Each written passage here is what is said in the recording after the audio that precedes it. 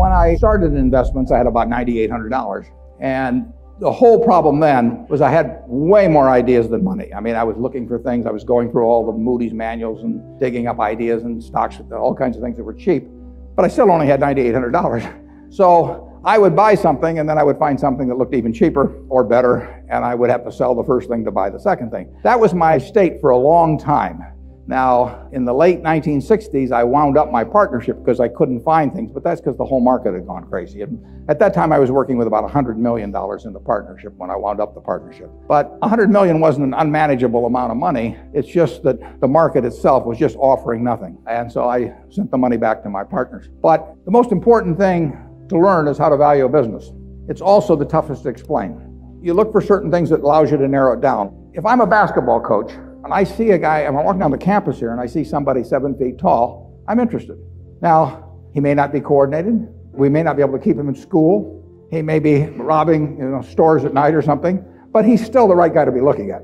I mean, we can work with this guy. So I am interested in 7-footers, maybe 6'10". And if I see some guy that's 5'3", and he comes up to me, and he's dribbling away, and he's telling me, doing fancy moves, and he says, "Coach," and I said, "I'm your guy." I say, "Yeah." But if you get in there against these 7-footers, I'm not sure he'll be dribbling exactly the same way. I'm going to skip him. He may be a wonderful prospect and all that, but I'm not interested. So I am looking for signals that tell me in investments what height and a few things might tell me if I was a basketball coach. In the end, what I'm going to buy is the business where I feel extremely certain about the competitive advantage, extremely certain about the integrity and ability of the management, and where I think the discounted flow of the cash that business will produce over time makes sense in relation to its current price. You really are looking for a business where you see the future. And that's why we don't get in tech. It isn't that I don't love the computer and think it's doing all kinds of things for society. I just don't know what it's going to look like in terms of who's going to be selling what to whom and at what prices and against whom and all of that sort of thing 10 years from now. Whereas I know that people are going to be chewing Wrigley's chewing gum in 10 years. People sitting in front of a computer chewing gum will not behave way differently than people chewing gum, in this audience as we talk. I mean, there are certain things that won't be affected. Gillette razor blades. 70% of the value worldwide of razors and blades is Gillette. That's after almost 100 years of shaving, and everybody knows what a razor blade does. They all know how to buy the steel. They all know how to sell it through Walmart or whomever. But 70% of the world. Now, part of that's because men don't like to change as much. Men gets happy with something. He doesn't fool around with it a lot. Women are a little more inclined to experiment. But, for $25 a year, something you do every day, what better is the world going to offer you? 70%, just think of that. Coca-Cola, 19 billion cases of Coke products sold a year. Everybody in the world drinking it. Will that change dramatically in the next 10 years? I bet my life against that. We sell See's candy in California. There's 35 million people in California. But here they are, 35 million people. Everybody in California has something in their mind about See's candy. What candies are in your mind? Number one candy bar is Snickers. Number one candy bar 10 years ago was Snickers. Number one candy bar 20 years ago was Snickers. People don't fool around with candy bars.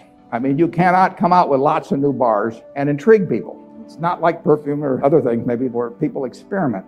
If you go into the drugstore and you say, "I want a Snickers bar," and it's 60 cents, and the druggist says, "I've got something just as good for 55 cents called Joe Schmo's, caramel and nut bar," you're going to walk across the street.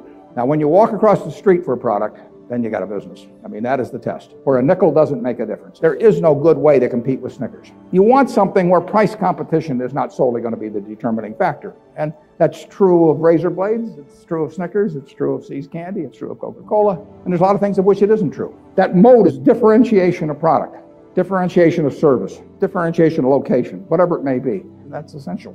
One of the things I did in school, I'd go back and read papers from all the earlier panics and booms and so on. It's just people make the same mistakes over and over again. And they're enormously subject to a herd instinct. And they will go crazy, and it helps in going crazy to have some sort of an excuse that sounds like it's different this time.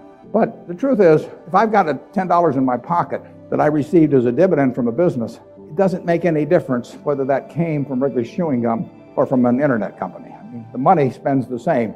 So the test of a business is not whether it does something glamorous, something new. It's how much cash it's going to produce over time. It's the only test. Investing is laying out money to get more money later on. Why lay it out otherwise? And the money doesn't know where it comes from. Where it comes from may determine something about the enduring competitive advantage and all that sort of thing. But money made from an internet company is no different than money made from a textile company or from a candy company or anything else. So anything new, it was uranium in the 50s, it was computer leasing in the late 60s. I mean, all kinds of things come along where rising prices coincide with glamour. And after a point, the rising prices themselves become the rationale for buying. People may dress it up in other forms in their mind, a little more respectable intellectually, but what they're really doing is they're just getting excited. And they will always get excited. I mean, greed and fear are the big things in markets. And you will see in your lifetime, greed and fear at different points that equal anything you've seen in the past. The human race does not get smarter in that respect, and they won't. That's a cheerful message. I mean, I want you to understand, you will get a chance to profit from others' folly in a huge way, and the trick is to profit from it, not participate in it. The proper temperament is far more important in successful investing than points of intellect. If you've got a reasonable intellect and the right temperament, you'll get very rich. And if you've got the wrong temperament for it, you'll get done in at some point. Anything times zero is zero, but it does happen. Where was the largest earthquake in the United States, continental United States, in our recorded history?